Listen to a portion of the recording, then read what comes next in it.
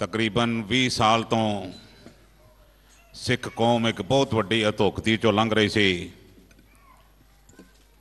और समय के सिर ऑपरेशन ब्लू स्टार तो बाद एक काली सूची जो बाहर दे रहिंदे सिखां दी वो बनाई गई। वक्त की लीडरशिप ने तत्ते बयान दे के और आप तो राज भाग का आनंद मान लिया, पर वो सिख बड़ी भारी एक ऐसी चिंताजनक विषय तो और समय चो लंघ रहे सन।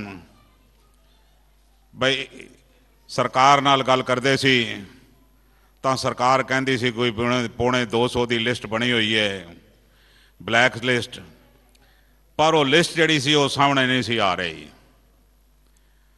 उस पौने 200 की आड़ दे विच जिस वक्त भी यूरोप चों अमरीका चों या होर कितों सिख जो है वो अपने वतन नूं परतण की गल करता सी, अपने घर आण की गल करता सी, गुरधामां दे दर्शन करन की गल करता सी, तां उसनूं किसी ना किसी बहाने दे विच वीज़ा नहीं सी दिता जांदा ये कह के भी तुहाडा नां काली सूची दे विच दर्ज है। इस गल नूं असीं तकरीबन 2004 दे विच जद पंजा साहब की यात्रा दे रावलपिंडी तो उरे अपने घर गुजर खान दे विच गए तां वो घर वेख के अखां दे विच सरदार परमजीत सिंह सरना दे अथरू आए। महसूस किया भी ये अपनी जदी जगह ते आके असीं अपने बजुर्गों नूं असीं याद कर रहे हैं। उस वक्त मन दे विच ये गल गई बई साडी होश दे विच ये जगह नहीं सी, पर अज याद करके अज मन भर आया उन्हां सिखां दा की हाल हो रहा जिहड़े 20-20 साल तो अपने वतन नहीं परत रहे। उन्हां दे मन ते की बीत रही है जिहड़े गुरधामां दे गुरुद्वारा बंगला साहब दे दर्शन नहीं कर सकते, श्री हरमंदर साहब दे दर्शन नहीं कर सकते, अपने पिंडां नूं अपने घरां नूं अपने मापियां नूं नहीं मिल सकते, वो अगली दरगाह भी चले गए, उन्हां दी अंतिम अरदास ते भी ना आ सके। उन्हां दे मनां ते की बीती ये मसला असी राजनीतिक तौर पर समय समय की सरकारां नाल लैंदे रहे, क्योंकि असी ये महसूस कर लिया सी बई अजोकी लीडरशिप ने स्वाए राज भाग के आनंद माणन तो कोई भी सिख पंथ के हित की गल इन्हां ने नहीं करनी।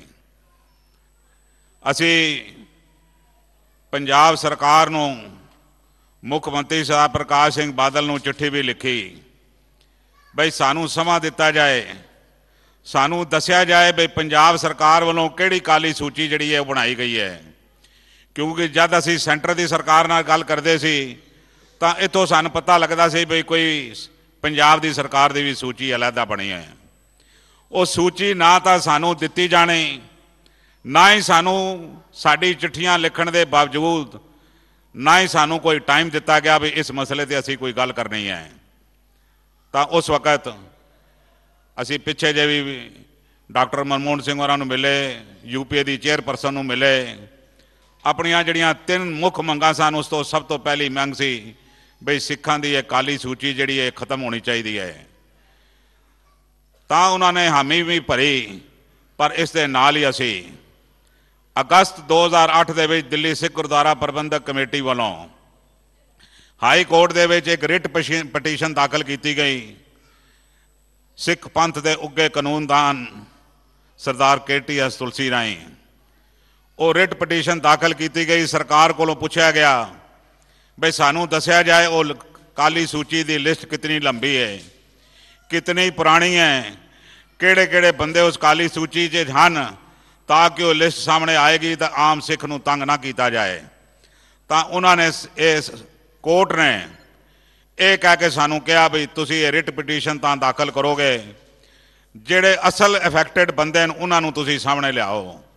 दुनिया भर दे विच असी ये सारिਆਂ नूं देख के खबर करके 22 बंदियां की लिस्ट जो है वो साढ़े सामने आई। उन्होंने 22 बंदियां ने वकालतनामा सरदार KTS तुलसी को जमा कराया। इन्होंने तुलसी साहब ने हाई कोर्ट दे विच रिट पटीशन दाखिल करके इसके उपर बहस की। सानू खुशी की गल है 9 ਤਰੀਕ ਨੂੰ ਇਸ ਦਾ ਫੈਸਲਾ ਜੋ ਹੈ ਹਾਈ ਕੋਰਟ ਨੇ ਦਿੱਤਾ ਹੈ ਔਰ ਉਸ ਦੇ ਵਿੱਚ ਯੂਨੀਅਨ ਹੋਮ ਸੈਕਟਰੀ ਨੂੰ ਹਦਾਇਤ ਦਿੱਤੀ ਗਈ ਹੈ ਇਹ ਜੋ ਲਿਸਟ ਹੈ ਇਹ 8 ਹਫ਼ਤਿਆਂ ਦੇ ਵਿੱਚ ਉਜਾਗਰ ਕੀਤੀ ਜਾਏ। ਇਹ ਦੱਸਿਆ ਜਾਏ ਹਾਈ ਕੋਰਟ ਦੇ ਵਿੱਚ ਕਿਹੜੇ ਬੰਦੇ ਇਸ ਲਿਸਟ ਦੇ ਵਿੱਚ ਸ਼ਾਮਲ ਹਨ ਔਰ ਕੀ ਵਜ੍ਹਾ ਹੈ ਉਹਨਾਂ ਨੂੰ ਹਾਲੇ ਤੱਕ ਕਿਉਂ ਕਾਲੀ ਸੂਚੀ ਵਿੱਚ ਰੱਖਿਆ ਗਿਆ ਹੈ, ਉਹਨਾਂ ਨੂੰ ਕਿਉਂ ਨਹੀਂ ਬਾਹਰ ਕੱਢਿਆ ਗਿਆ।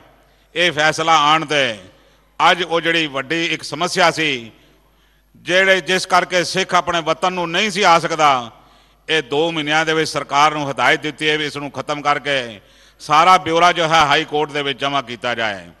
ਮੈਂ ਇੱਥੇ ਇੱਕ ਗੱਲ ਦੱਸਣੀ ਚਾਹਾਂਗਾ, ਇਹ ਇੱਕ ਬਹੁਤ ਉੱਘੇ ਕਾਨੂੰਨਦਾਨ ਔਰ ਪੰਥ ਪ੍ਰਸਤ ਵਕੀਲ ਹਨ। ਅਸੀਂ ਆਨੰਦ ਮੈਰਿਜ ਐਕਟ ਵਕਤ ਵੀ ਇਹਨਾਂ ਕੋਲੋਂ ਸਾਰੀ ਦਰਿਆਫਤ ਕਰਵਾ ਕੇ ਉਹਨਾਂ ਦੇ ਕੋਲੋਂ ਸੁਧਾਈ ਜੋ ਹੋ ਸਕਦੀ ਹੈ ਉਹ ਕਰਵਾ ਕੇ ਤੁਲਸੀ ਸਾਹਿਬ ਆਪ ਸਾਡੇ ਨਾਲ ਪਾਕਿਸਤਾਨ ਗਏ ਸਨ।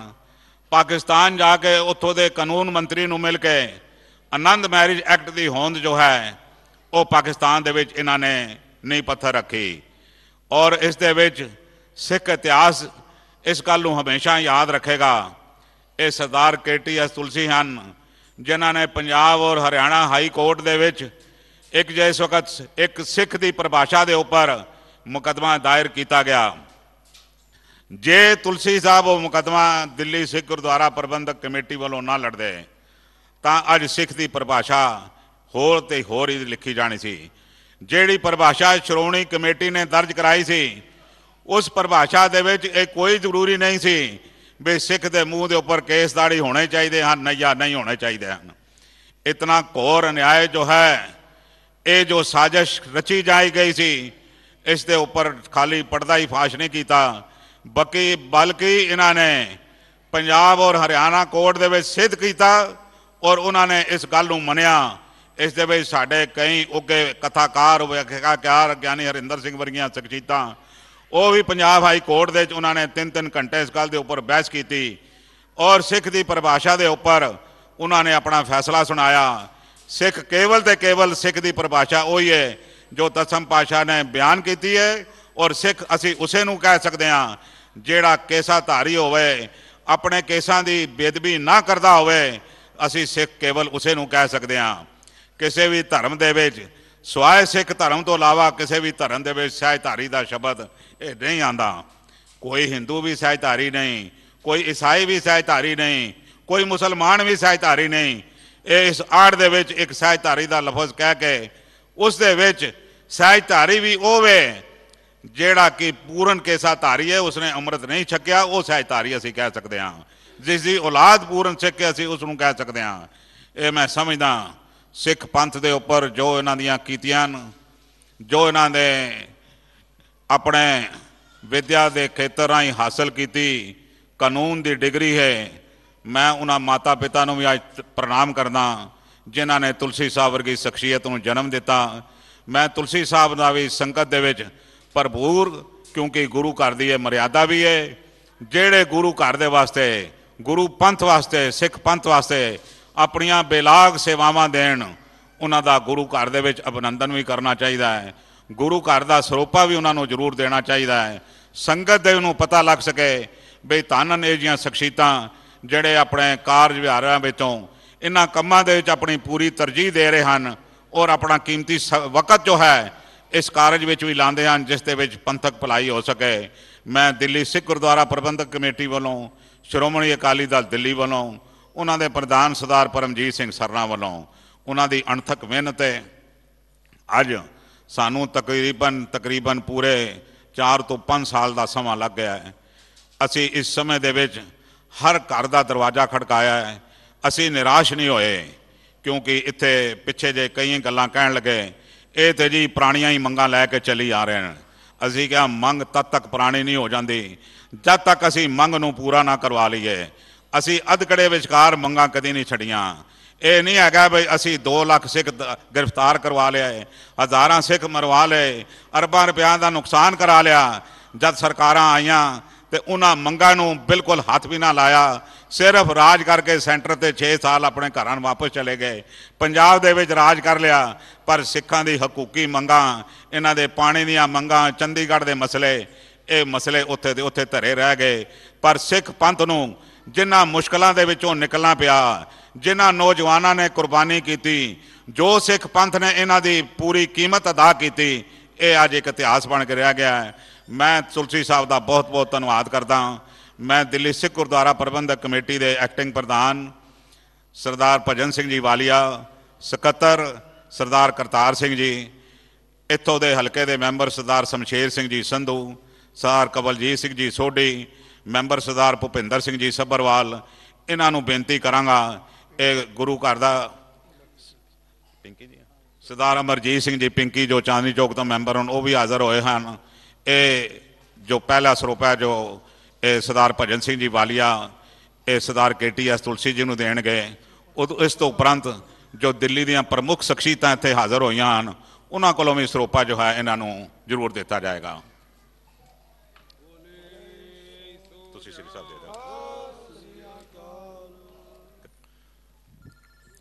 वाहिगुरू जी का खालसा, वाहिगुरू जी की फतेह। मेरी बड़ी खुशकिस्मती है कि वाहिगुरू ने मैनू ये सेवा करने का मौका दिता। सरना साहब पिछले 7 साल तो दोनों सरना ब्रदर्स ये लड़ाई लड़ रहे हैं। हर एक मंत्री नू, हर एक मुख मंत्री नू, प्राइम मिनिस्टर नू ये बार बार लिख के दसिया गया कि जिहड़े सिख बाहर गए ने उन्हां दे नाल बेइंसाफी हो रही है। चाहे सिखां ने कोई भी नैशनैलिटी ले ली होए, उन्हां दा देश भारत है, उन्हां नूं हक है अपने देश विच वापस आन, अपनी धरती मां नूं मिलन, अपने सगे संबंधियों नाल गलबात कर सकन। कोई भी इंटरनेशनल लॉ के मुताबिक किसी भी देश नूं यह हक नहीं कि किसी भी इंसान नूं उहदी अपने देश वापस आउण दी इजाज़त ना दी जाए। ये इंटरनेशनल लॉ दे जिस वेले असी हाई कोर्ट के सामने प्रोविजनस रखे, universal declaration of human rights, universal declaration of civil and political rights, तो हाई कोर्ट ने ये समझा कि साढ़े नाल बेइंसाफी हो रही है। 25 साल तो ये बेइंसाफी चल रही है। लड़ाई सिर्फ 7 साल तो वो भी सरनाज ने शुरू की थी। शुक्र है वाहिगुरू दा कि हाई कोर्ट के डायरैक्शन के नाल हुण जल्दी फैसला होएगा।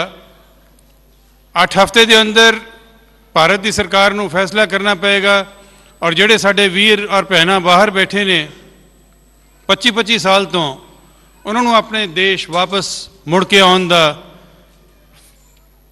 मौका मिलेगा।